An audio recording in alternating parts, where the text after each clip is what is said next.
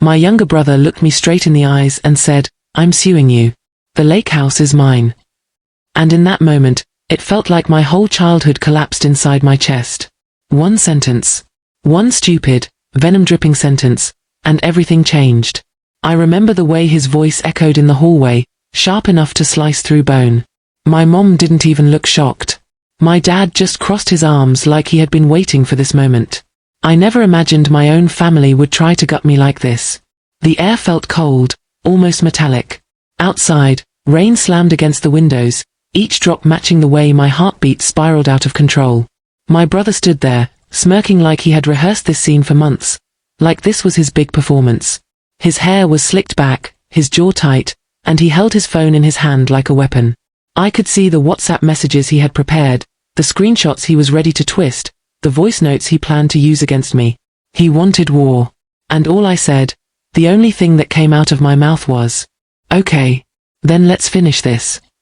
My name is Ava Hart, and I'm 32 years old enough to know better, young enough to still believe people can change. I work as a criminal paralegal in a mid-sized law firm in Michigan, which is ironic, considering I somehow ended up being dragged into a lawsuit filed by my own younger brother. People always describe me the same way. Soft-spoken, overly responsible, the parentified child, the fixer. The one who cleans the messes my family pretends don't exist. But if you really want to understand me, you have to understand the wound I've carried my entire life. A wound shaped like a quiet living room, a TV humming in the background, and a mother who always said the same thing whenever my brother and I fought. "Ava, you're older. Let it go. He's just a kid." I heard that line so many times it carved itself into the back of my teeth. Every time I wanted something, my brother got it instead. Every time he failed, I was told to help him. Every time he crossed a line, I was asked to forgive him. I learned early that my feelings were never the priority, his were. Maybe that's why I grew into a woman who tries too hard, who stays too long, who forgives too easily, who believes people will appreciate loyalty if you just love them enough. I was wrong. The only thing that protected me from becoming completely hollow was my dream. A dream that kept me alive through years of emotional exhaustion. I wanted a place that was mine. A place where peace wasn't borrowed. A place where my name was on the deed and no one could take it from me. The lake house. The one my grandparents built when they were young and fearless. The one with the creaky wooden dock and sun-faded Adirondack chairs. The one where my grandpa taught me how to fish and my grandma taught me how to bake peach cobbler. The house that smelled like pinewood and sunscreen and safety. It wasn't fancy, but it was magic. And for as long as I can remember, it was the only place where I didn't feel like a ghost. When my grandparents died, they left it to me, explicitly to me, written in their will, signed by both of them with shaky but determined hands. Their reasoning was simple. "You're the one who takes care of family, Ava. One day, you'll need a place that takes care of you." I cried for hours when I read those words. I spent my entire childhood being the caretaker, the emotional buffer, the referee between my parents and my brother, and finally, someone saw me. Finally, someone acknowledged the weight I had been carrying alone. But my parents didn't see it that way. They never did. To them, the lake house wasn't a gift, it was a problem. Because my brother, Ethan, was supposed to be the one with the blessed path. The golden child. The one everyone made excuses for. The one whose mistakes were cute until they became criminally stupid. I'm not perfect. I've made more mistakes than I can count. I'm overly emotional. I attach too deeply. I avoid confrontation until I explode. But I work hard. I earn my way. I don't expect handouts. Ethan, he expects life itself to show up wrapped in a bow. He's 27, impulsive, dramatic, charming in a way that manipulates more than it comforts. The kind of man who posts inspirational TikToks about grinding harder while borrowing money from everyone he knows. We're nothing alike. But still, I spent my whole life protecting him. And maybe that's why the moment he squared his shoulders, lifted his chin, and told me he was suing me for the lake house, something ancient inside me shattered, like a bone that had been cracked for years finally snapping. Because when he said, "The lake house is mine," what he really meant was, "You don't deserve anything that belongs to this family unless I approve of it." And for the first time in my life, I felt something new rise in my chest. Not fear, not guilt, not the old familiar obligation. Something colder. Something sharper. Something that tasted like the beginning of revenge. I grew up in a house where love was not offered, it was earned, and the price was always higher for me. My brother Ethan came into the world crying like he owned it, and from the moment he wrapped his tiny fingers around my mother's pinky, I became invisible. They never said it out loud. They didn't have to. Favoritism doesn't need a microphone. It whispers in the silences, in the glances, in the decisions made behind closed doors. I was 8 the first time I realized my place in the family hierarchy. It was a Saturday morning, the kind where cartoons glow on the TV and cereal bowls clink against the kitchen counter. I had saved up my allowance for weeks to buy a small watercolor set, the cheap one from Walmart, but to me it was treasure. I remember sitting on the living room floor, painting the Lakehouse from memory. The dock stretching out like a quiet promise, the sun melting into the waves. Then Ethan waddled in, 4 years old, wearing those 2 big SpongeBob pajamas. "Can I try?" he asked. "Just don't press too hard," I warned. I barely had time to blink before he dragged the brush across the paper, ripping it straight down the middle. My artwork, my little dream, torn in half like it meant nothing. I gasped and snatched the brush back. "Ethan, I told you." He burst into tears so instantly it felt rehearsed. Mom rushed in, scooping him up like he'd been stabbed. "What did you do to him, Ava?" "I didn't, he tore my painting." But she wasn't listening.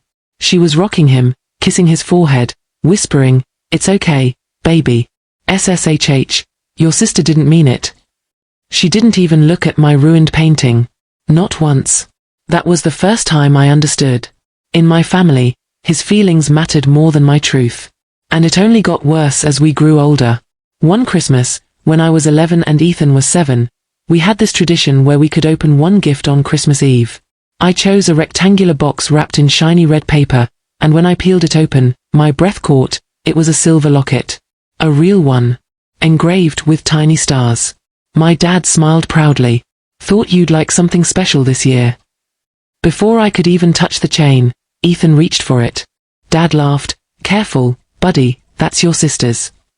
"But I want it," Ethan said, lower lip trembling. Mom stepped in immediately. "Let him try it on, Ava. He's just excited." I hesitated, but I handed it over.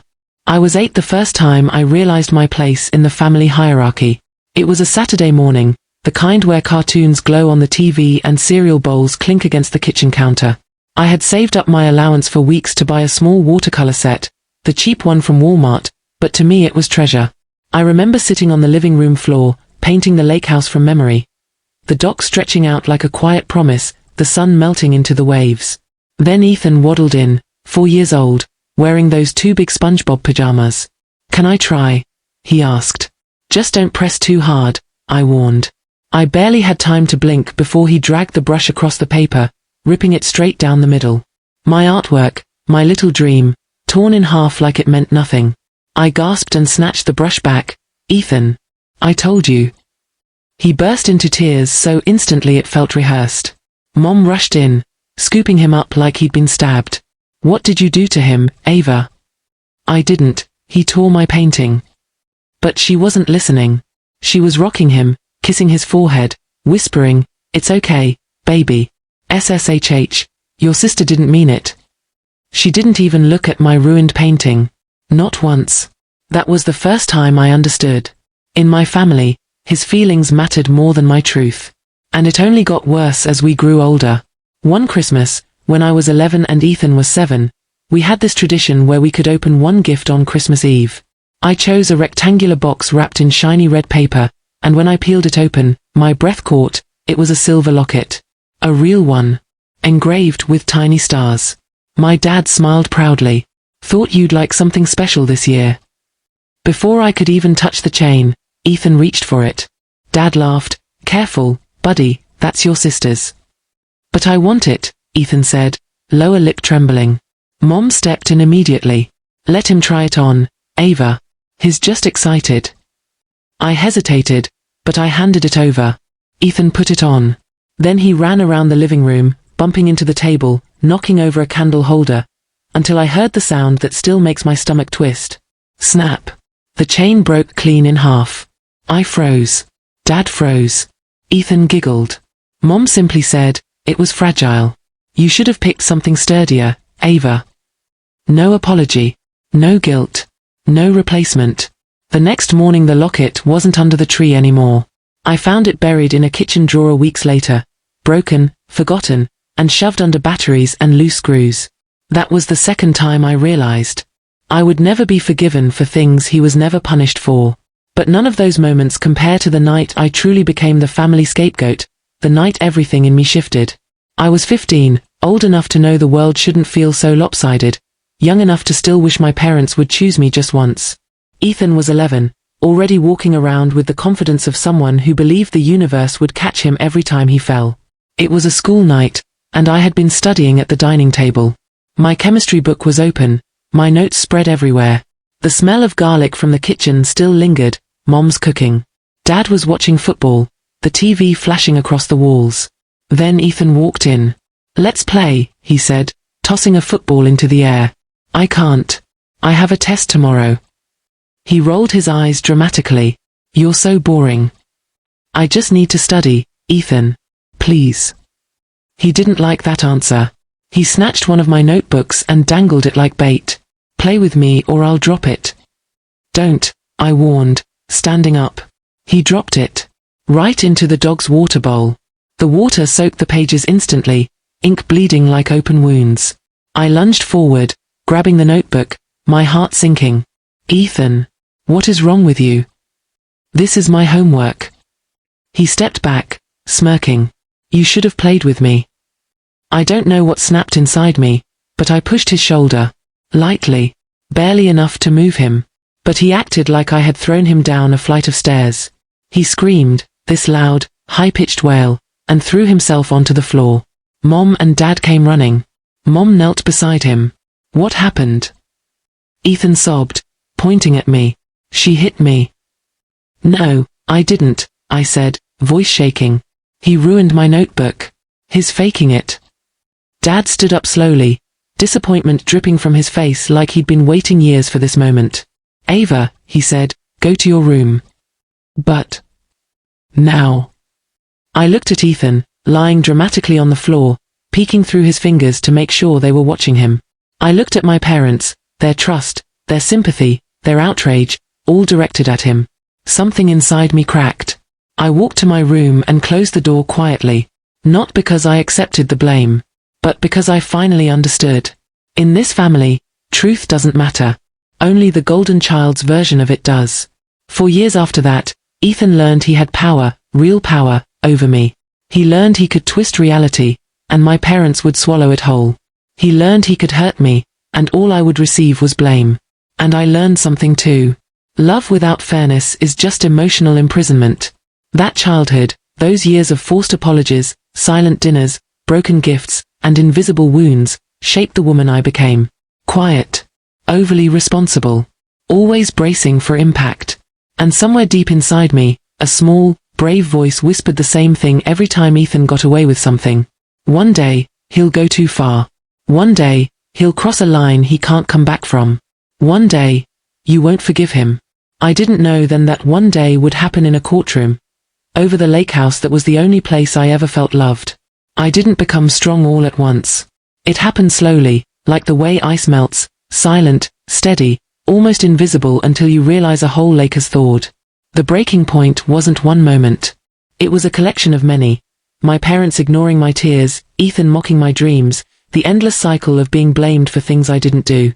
One day, I looked in the mirror and didn't recognize the girl staring back. She had tired eyes, a hunched posture, shoulders pulled in like she was always bracing for someone to accuse her of something. I whispered to myself, "You deserve better."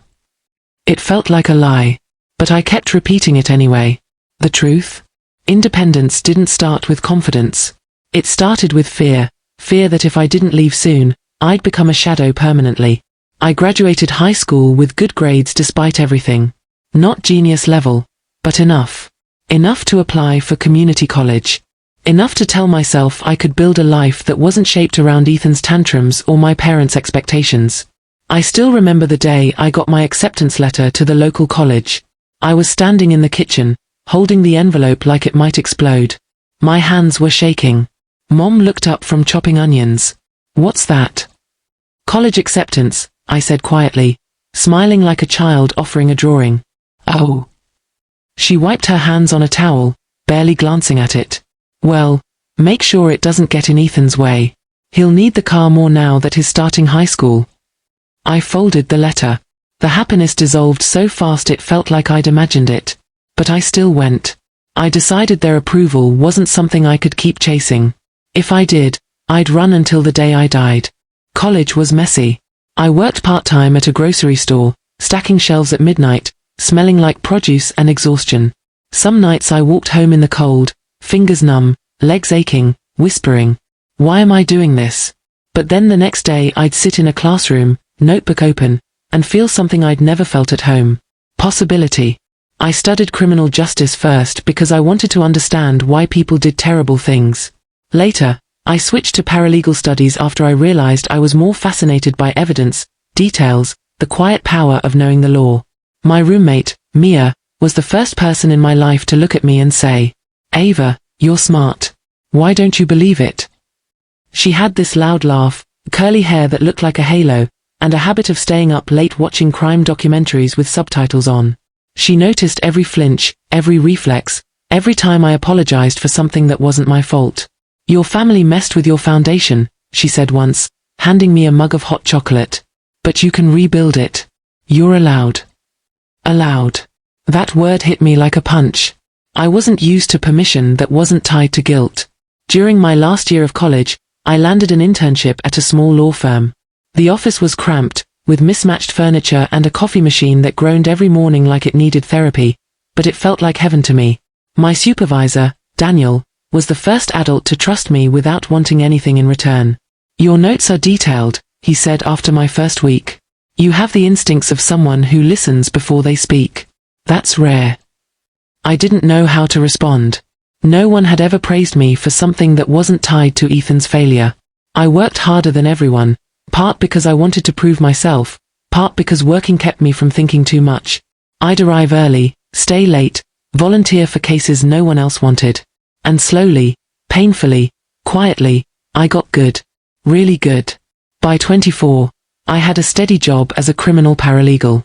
The work was dark sometimes, police reports filled with things no one should ever have to read, victims crying in hallways, evidence photos that made me stare at blank walls to reset my mind. But it also made me stronger. Every case taught me something. Not everyone who hurts you is a monster. Not everyone who loves you is safe. And truth, real truth, always leaves a trail. I rented my first apartment the next year. A small one-bedroom unit on the third floor of an old brick building with creaky stairs and thin walls. You could hear the guy next door sneeze like he was blowing out birthday candles, and every morning the hallway smelled like burnt coffee. But it was mine. I bought mismatched furniture from Facebook Marketplace and spent an entire weekend building an IKEA dresser that nearly broke my spirit. I hung fairy lights in the living room and put a tiny fake plant on the windowsill because I was convinced real plants would sense my trauma and die. I remember the first night I slept there. Alone. No yelling in the hallway. No footsteps pacing outside my door. No one blaming me for something I didn't do. I lay on the mattress, no bed frame yet, staring at the ceiling, listening to the soft hum of a neighbor's TV, and I began to cry. Not sad tears. Not happy ones either. Just release. It felt like breathing after holding it for 20 years. I started making friends at work, actual friends. Not ones who needed help or wanted something. People like Jade, who loved true crime podcasts and brought donuts every Friday. And Mark, who had a dry sense of humor and called me Detective Hart because I could find contradictions in witness statements faster than anyone. For the first time, I was surrounded by people who saw me as capable. Not fragile. Not responsible for everyone else's emotions. I started therapy around then too, which cracked open things I didn't even know were still bleeding. My therapist, Dr. Leland, once said something that stuck with me. Children who grow up unseen keep trying to earn visibility as adults. But you are already worthy, even if no one clapped for you. I didn't believe her at first. But I wanted to. At 28, I hit a milestone that would have made my grandparents proud. I bought my first car. A used, dusty grey Honda Civic that rattled when the engine started but drove like freedom. It was the first major purchase I made without asking for anyone's approval. And then came the Lakehouse. The real turning point. When my grandparents' lawyer called and told me the house was officially mine, legally, irrevocably, intentionally mine, I had to sit down. I drove out to the lake that evening. The sun was lowering itself into the water, painting everything gold. Pine trees swayed. The porch steps creaked when I climbed them. When I opened the door, dust floated like snow in the light. I walked through each room slowly, touching the worn counters, the faded curtains, the old photos on the mantel. My grandpa's fishing hat was still hanging by the door. My grandma's recipe box sat on the kitchen shelf, the corners frayed. And then the emotion hit me. That house wasn't just lumber and windows. It was the only place where I had ever been chosen. I promised myself that night, standing barefoot on the dock, wind tangling my hair, that I would protect it. Even if I had to protect it alone. But the universe had a different plan. Because the moment Ethan found out it was mine, the illusion of peace shattered. The golden child wanted what I had. My parents wanted what he wanted. And the girl who grew up apologizing for existing was suddenly forced to become a warrior. But they didn't know something important, something they had spent a lifetime ignoring. I wasn't weak anymore. I wasn't scared anymore. And I wasn't the girl they could control anymore. Every shift I worked, every class I took, every night I cried myself to sleep in that tiny apartment. It all built the backbone I would need for the war Ethan was about to start. A war he believed he'd win easily. A war he thought would break me. He had no idea he was up against the strongest version of the girl he spent his life stepping on. Ethan's downfall didn't happen overnight. It began quietly, the same way rot spreads through wood beneath polished paint. Slow. Hidden. Denied. Until suddenly the whole structure collapses. I started noticing the cracks around the time I moved into my first apartment. If my independence was a light, then Ethan's jealousy was the shadow it cast. At first, it was small comments. Little jabs disguised as jokes. Wow, Ava, getting fancy now with your own place. You acting like a boss these days. You think you're better because you got a job. It's not that deep. I brushed it off in the beginning. I'd been conditioned to. But jealousy has a smell, sharp, sour, unmistakable, and Ethan carried it like cologne. He was 24 then, still living with my parents, still making promises he never kept. He had gone through phases, YouTuber, crypto bro, fitness influencer, motivational speaker, but each obsession lasted about 2 weeks. He'd buy equipment, make a big announcement on Instagram, record 3 videos, then quit when he didn't instantly go viral. Mom would say, "He's finding himself. Boys take time." Dad would sigh and mumble, "He's trying. Stop comparing him to yourself, Ava." I wasn't comparing, but they were. Always. The more stable I became, the more unstable Ethan grew. The more I built, the more he destroyed, mostly himself, but sometimes anything that reminded him of my progress. I tried helping him at first. I really did. I edited his resume. I drove him to interviews. I co-signed a small loan once, a mistake I would never repeat, which he spent on a business investment that turned out to be a weekend trip to Vegas with his friends. He came back hungover, broke, and with a brand new tattoo of a phoenix on his arm. "For rebirth," he said, lifting his sleeve. I remember staring at him, thinking, "You're not being reborn. You're burning your life down." But I stayed quiet. Until the lies started. The first lie was stupid and harmless, the kind of thing a teenager might do, except he wasn't a teenager anymore. He told my parents I refused to help him find a job. He said I thought he was useless. That I looked down on him. None of it was true. But when I confronted him, he smirked and shrugged. "You're doing fine. You can take it." I needed them on my side. His words hit me harder than any insult. On your side. As if our parents were judges in a competition I never signed up for. That's when the confusion turned to clarity. Ethan didn't just want success. He wanted my success, my respect, my stability, my independence, but without the work I had put in. And since he couldn't build it, he tried to break mine. The bigger lies came next. He told relatives I stole money from him, money I had actually given him to help with his bills. He told family friends that I was too proud to visit home and acted like I was above everyone. He even told one of our aunts that I was dating my boss to get promotions. I didn't find this out until a family barbecue, when Aunt Denise pulled me aside, lips tight, and whispered, "Sweetheart, There's no shame in liking older men, but be careful. People talk. I blinked. What are you talking about? Ethan said. I cut her off. I didn't want to hear it. Because I already knew.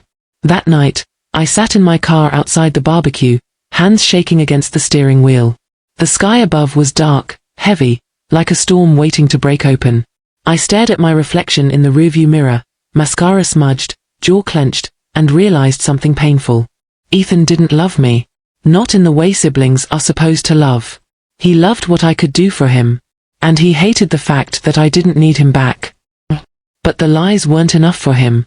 He wanted attention, drama, an audience. And in the modern world, there's no better place for that than a family WhatsApp group. It started with random screenshots. My LinkedIn posts. My work anniversaries. Photos I uploaded with coworkers, which he'd screenshot and send with captions like, "Wow, Ava flexing again. Must be nice being the favorite child of her company." Some PPL don't care about their family anymore. He played the victim so well that even the emojis supported him. My mom replied once with, "She's busy. Don't bother her. You know she doesn't like family drama." Dad added, "Your sister works hard. Let her be." But Ethan twisted that into, "See? They only care about her." Every time my phone buzzed, my stomach dropped. Not because of what he said, but because of what I knew was coming, the slow poisoning of my reputation within the family. I tried ignoring it. But then he escalated. One evening, after a long day in court filings and back-to-back meetings, I opened the family group chat and felt my breath catch. Ethan had posted a TikTok. His TikTok. He was sitting in his messy bedroom, dramatic music playing, looking straight into the camera with sad puppy eyes. The caption read, "When your own sister abandons you after she becomes successful, broken heart." And the text on screen said, "Family should lift you up, not compete with you."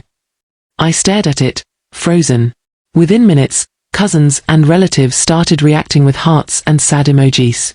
Someone wrote, "Stay strong bro, crying face, flex biceps." Another, "You'll rise soon, man. Don't let negativity stop you." Negativity, meaning me. I felt my chest tighten as I watched the likes climb. He had turned himself into a victim and me into a villain. To the whole family, to strangers online. And then, the worst part, he tagged me. At Ava Hart, hope you see this. It wasn't just humiliating. It was invasive. A betrayal served on a public platter. I shut off my phone. But humiliation doesn't stay inside a screen. It spills out. The next day at work, Jade leaned over and said, "Hey, your brother follows me on TikTok. Is everything okay at home?" He posted something kinda emotional. Heat flushed my face. I forced a smile. Yeah, he's dramatic. But inside, I crumbled. The downward spiral turned steeper when Ethan got fired from his part-time job at a local gym.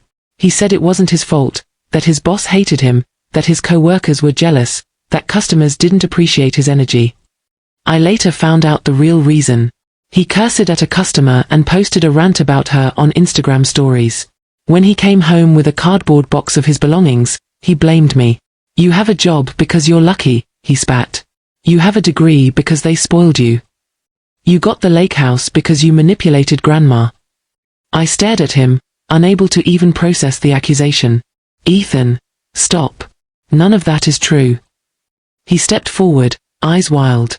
"You think you're better than me. I think you're jealous." He cut in.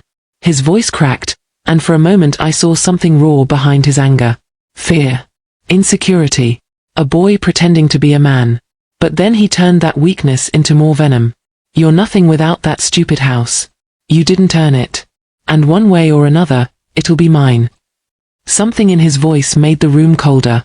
My parents rushed in, asking what happened, and Ethan fell apart theatrically, shoulders shaking, tears streaming, voice breaking in all the right places. "She doesn't support me," he sobbed. "She wants to see me fail. She doesn't want me to have anything." My mother wrapped her arms around him as if he were a wounded child. "Honey, she didn't mean it. Your sister loves you." My father turned to me. "Ava, say sorry." I stood there, stunned, blinking back disbelief. "Sorry, For what? For hurting your brother's feelings. My chest tightened. I didn't do anything. But my father's voice deepened. Ava. Apologize. I didn't speak. I couldn't. My throat felt like it was closing. Ethan watched me with a victorious smirk hidden behind his sniffles. That was the moment, the exact moment, I realized he wasn't spiraling. He was strategizing. The manipulation got worse. He started showing up to my apartment unannounced, banging on the door, demanding money, demanding rides, demanding I prove I was still family. Once, he even recorded me refusing, then posted it online with the caption, "My sister won't help me. Guess money changes people." The comments were brutal. People called me selfish, heartless, spoiled. He smiled through the whole thing. Another time, he stole something from my home, a watch my grandfather gave me, and when I confronted him, he laughed. It was Grandpa's. It belongs to the real heir. He wasn't joking. And when I told my parents, they defended him. He's struggling, Mom said. He's going through a tough time, Dad added. Don't make it harder for him. Every excuse they made for him became a knife they stuck in my back. Every lie he told became a truth in their eyes. And every success I achieved became another reason for him to hate me. But the real avalanche, the moment everything shifted from jealousy to obsession, came the day he found out about the Lakehouse income. I had started renting the place out on weekends to generate enough money for repairs. Nothing huge, just enough to cover maintenance and property taxes. Ethan found the listing. He saw the nightly rate. He saw the photos. He saw the positive reviews. And that was it. That night, he stormed into my parents' house, screaming so loud neighbors came outside. She's profiting off the family property, he yelled. She's stealing from us. She's using the house like it's her business. That house is half mine. My parents' silence was answer enough. They didn't know the will. They didn't know the law. They didn't know the truth. They only knew Ethan's voice, loud, emotional, dramatic, and my quiet one. And loud always wins in a biased family. Ethan pointed at me, shaking, eyes blazing with something unhinged. That Lakehouse is mine, he shouted. My pulse hammered in my ears. I swallowed, met his stare, and whispered the words that started everything. It's not yours, Ethan. It was never yours. His face twisted, rage, disbelief, humiliation. And then he said the sentence that changed our lives. Fine. If you won't give it to me, I'll sue you for it. And he meant it. He really meant it. The golden child was about to weaponize every ounce of family justice he thought he deserved. And that was the day I realized. His jealousy wasn't destroying him anymore. It was coming for me. It started like any ordinary Thursday.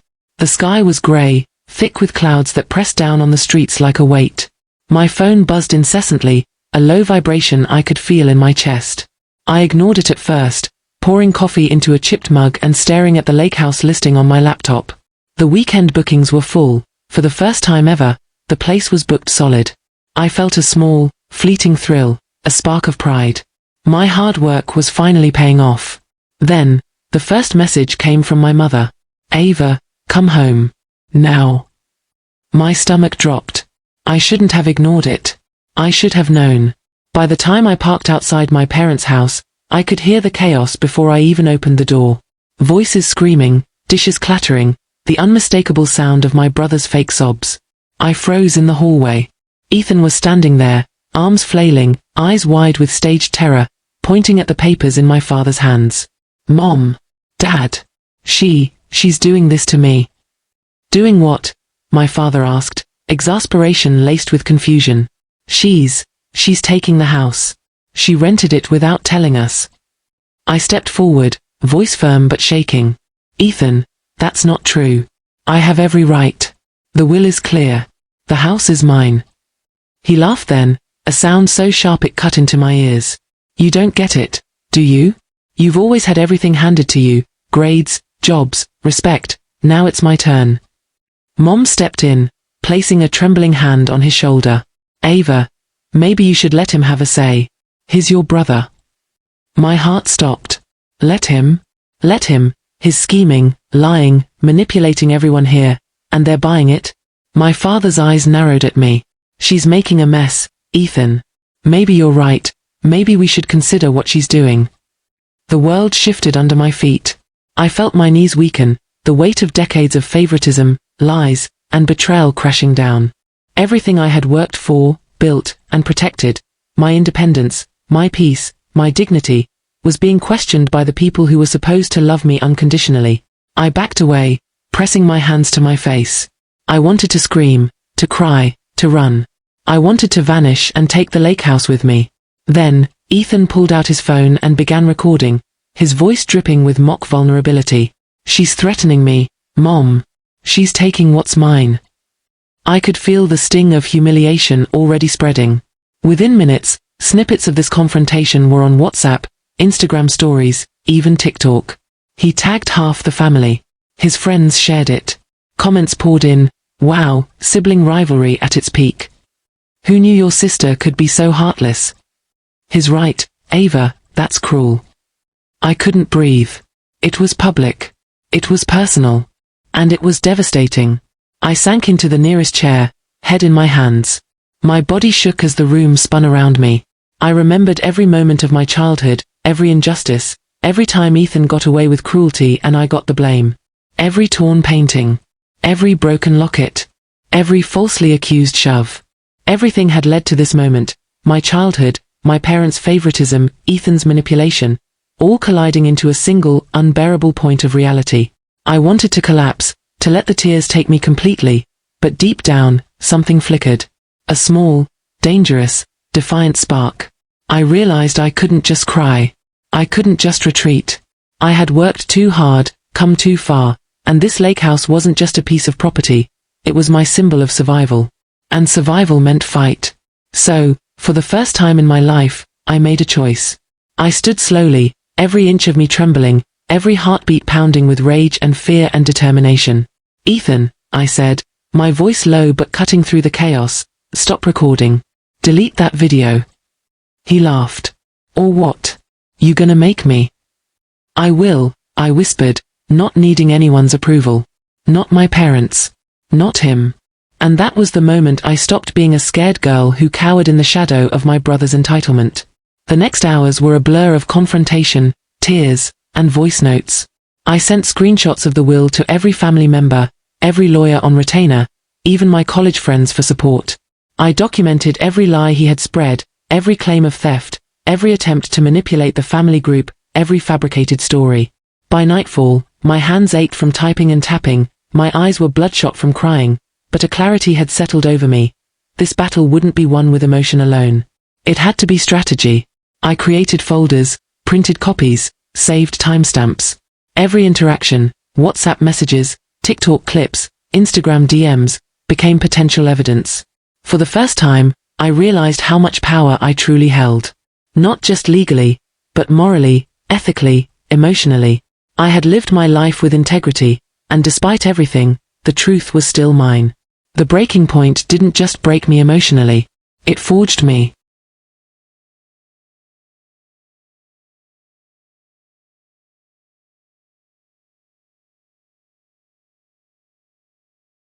I arrived at the Lakehouse hours before the family gathering. The snow outside made everything seem still, quiet, deceptive. The perfect backdrop. I walked through the hallway, checking the positions of the cameras once more, making sure everything was in place. And then I heard it, the crunch of boots on the walkway. Ethan. He stepped inside with his usual air of entitlement, sneering immediately when he saw me. So, you're here, he said, voice dripping with disdain. Hiding in the Lakehouse, trying to look like the victim. I didn't answer. I just walked past him, opening the door to the main room where our parents and a few relatives had gathered. Their expressions flickered between curiosity and suspicion when they saw me calmly sitting at the table, folders and papers stacked neatly before me. Mom, Dad, I began, my voice steady, almost eerily calm. We need to talk. About everything. Ethan rolled his eyes. Oh, here we go. Another speech. What, are you going to cry now? I didn't respond. I clicked a button on my laptop and projected the first file on the screen. It was a screenshot of his WhatsApp messages, edited, manipulated, and deceitful texts he had sent to our parents and cousins. The messages screamed lies, threats, and manipulation. Mom gasped. Dad leaned forward, squinting. You see this? I asked softly. This is everything he's been hiding. Every lie, every attempt to manipulate all of you, every false claim about me taking the Lakehouse from him. Ethan's jaw tightened. That's not true. Those are fake. You're making things up again. I smiled faintly. Are they? Let's see what the audio recordings say. I played a recording of him, just as I had captured months earlier, speaking to an imaginary friend about his plans. She thinks she can take the Lakehouse, but I'll ruin her. Everyone will believe me. He froze mid-step. I watched his eyes flicker, panic beginning to creep in. Do you recognize your voice, Ethan? I asked softly. Because it's exactly what you said. He looked at the floor, shifting uncomfortably. The room was silent except for the faint hum of the projector. Next, I brought up the CCTV footage. I didn't need to explain anything. Everyone saw it. Ethan moving stealthily around the Lakehouse at night, checking doors, trying to plant evidence of neglect, sneaking into my room when no one was home. Even Dad's face changed. The disbelief, the slight anger creeping in. It was subtle, but it was there. I was just, Ethan stammered. I needed to check, to make sure. You needed to check what? To make yourself look like the victim. I cut him off. Or to frame me. Then came the bank records. I displayed them side by side, unauthorized withdrawals, fake signatures, money transferred in his name but meant to implicate me. Explain this, I said. Explain all of it. He couldn't. He had no answers. His face, once smug, was now pale. Mom's hands shook. Dad looked like he had aged 10 years in 10 minutes. My parents, who had always believed Ethan was flawless, were seeing the truth for the first time. I called in the witnesses. Mariah, my cousin, spoke first. I heard him planning all of this, she said firmly. He told me exactly what he wanted to do, make it look like Ava was greedy, like she was lying to everyone. Mr. Diaz, our neighbor, confirmed the late-night visits. Frank, the maintenance man, described Ethan trying to access the Lakehouse alone. Each testimony was a nail in the coffin of his lies. I let them speak, letting the tension build, letting Ethan squirm. Finally, I opened the last folder, the timeline. Every single act, every manipulation, every social media post, every doctored screenshot, perfectly aligned in chronological order. Look at this, all of you, I said, voice calm but piercing. Every lie. Every scheme. Every attempt he made to turn you all against me. He thought he could destroy me and claim what was mine. He thought the truth didn't matter. Silence filled the room. Even the air seemed heavier, electric. Ethan tried to interrupt, but no one listened. His smirk had vanished. The confidence that had carried him through years of favoritism, of entitlement, was gone. I turned to my parents. You wanted to believe him because he was charming, because he cried louder, because he played the victim. But the truth doesn't lie. Look at the evidence. Hear the recordings. See the videos. Everything is here. Mom's lips trembled. Dad's hands clenched the table. Tears glistened in their eyes, some of shame, some of realization. Ethan finally shouted, "You're insane. This is not fair." I leaned forward, calm, controlled, almost serene. Fair. I repeated. Fair was never in your hands, Ethan. You had choices, and you made your decisions. Now everyone can see them. Now everyone knows the truth. The confrontation ended with Ethan speechless, trembling. He tried to argue, to deflect, to manipulate once more, but it was useless. Every lie had been dismantled, every claim destroyed. The room remained tense, heavy with truth. The quiet after his panic felt like a wave washing over me. I looked at my parents, and for the first time, I saw them without bias. Not just seeing them, but understanding them. Their favoritism, their blind spots, their mistakes, all laid bare. And I forgave them silently, because nothing could undo the years, but at least the truth was finally here. And me? I felt something I hadn't felt in years. Power. Control. Clarity. Victory. The confrontation wasn't just about exposing Ethan. It was about reclaiming my life, my dignity, my peace. And as I watched him finally shrink under the weight of his own lies, I realized that I had finally risen from the ashes of humiliation and betrayal. The last words I said, loud enough for everyone to hear, yet calm, precise, almost like a declaration. The lake house is mine. Everything else, I leave to the truth. Ethan didn't move. Mom cried softly. Dad looked at me with awe and a hint of guilt. The room was silent, heavy, perfect. For the first time, the battle was over, and the war was finally mine. The weeks after the confrontation were surreal. Silence hung in the lake house like a thick fog, broken only by the occasional hum of my heater or the creak of the old floorboards. Outside, the snow had begun to settle, blanketing the world in white calm. Inside, everything had changed. Ethan didn't speak to me anymore. His smug confidence, the entitlement that had carried him through years of favoritism and manipulation, had completely vanished. I saw the panic in his eyes when he realized that every lie, every scheme, every attempt to destroy me was now exposed. The court had been merciless.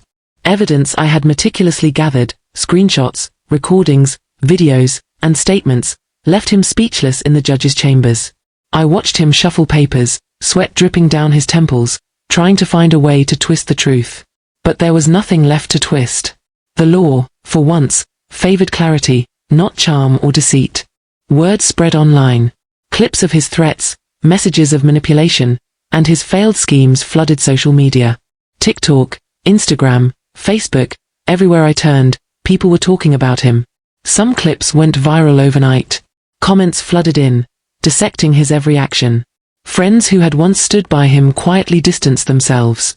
Messages went unanswered. Invitations disappeared. He was becoming a ghost in a world that had once celebrated him. Even his job could not save him. HR had terminated him after reviewing the evidence, citing both harassment and fraud. The news traveled fast. Colleagues who once envied him now whispered behind his back. His professional reputation, carefully built over years, crumbled like fragile glass under the weight of truth. And my parents, watching them shift from confusion to shock, to reluctant acknowledgement, was a strange mixture of satisfaction and pity. Mom's hands trembled as she handed me a cup of tea one evening. Ava, I never understood. I was wrong, she said softly, tears glinting in her eyes. Dad didn't say a word, but the silence carried more weight than any apology.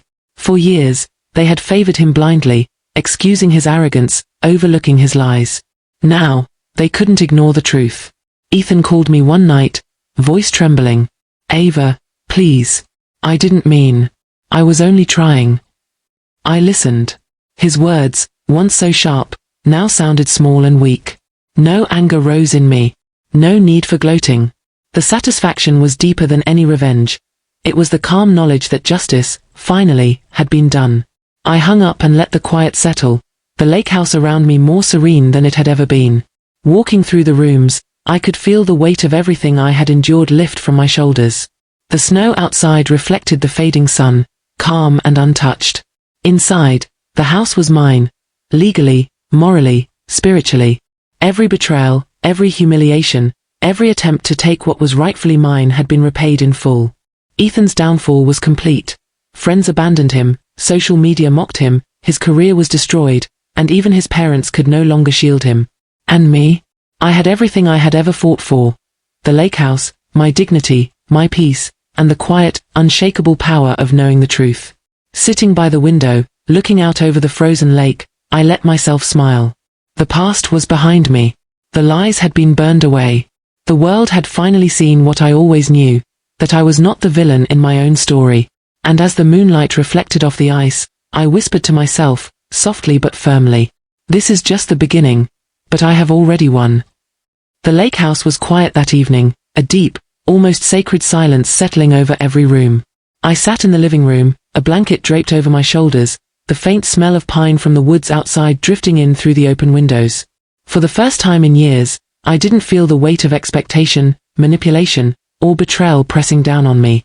I traced my fingers along the edge of the coffee table, letting my thoughts drift. The confrontation, the court case, the viral social media storm, it all felt like a distant storm now, one that had passed and left the air clean and crisp. I finally allowed myself to breathe, really breathe, without guilt or fear. Walking to the window, I watched the sun dip behind the lake, turning the frozen surface into a sheet of gold and silver. The reflections shimmered and danced, reminding me of something I had forgotten. Life could still be beautiful even after heartbreak and chaos. I thought about Ethan, not with hatred, not with anger, but with a solemn recognition of how far apart we had become. He had made his choices, and I had made mine. The world had set things right, and now, it was time for me to set myself right. I opened the journal I had started months ago, one where I chronicled everything. The pain, the victories, the lessons learned. I wrote a few lines, simple but meaningful. I am not the sum of their lies. I am my own story, and it is finally mine to write. For the first time, I felt a sense of healing. The rage that had fueled me, the hurt that had driven me to meticulous planning, it transformed into clarity and peace. I no longer needed revenge to define me. I needed life to define me. I walked through the rooms of the Lakehouse, touching the walls, opening the doors to rooms that once felt cold and intimidating. Now, each space felt like a canvas. A place where I could finally live on my terms. That night, I lit a single candle and placed it on the table by the window. The soft glow reflected on the walls, and I allowed myself a quiet smile. I realized that true victory wasn't in exposing lies or claiming property. It was in reclaiming my own soul, in finding the quiet strength to move forward without resentment. Outside, the moon cast a silver path across the lake, peaceful and eternal. I felt a connection to it, steady, enduring, untouchable. My past, my pain, my struggles, all were behind me, but the lessons remained. I understood now that resilience wasn't just surviving. It was thriving, even when the world had tried to break you. I took a deep breath and whispered to myself, I have been broken, I have been lost, but I am whole again, and my story begins anew, like the first light on a winter lake. With that, I stepped outside into the crisp night air, feeling the snow crunch softly beneath my boots, feeling alive, free, and finally at peace. The lake reflected the stars above, endless and forgiving, and in that reflection, I saw not the past, not the betrayal, not the pain, only myself. Strong, unwavering, and ready for everything the future held. And in that quiet, perfect moment, I knew, even after the darkest winter, the lake always shines again.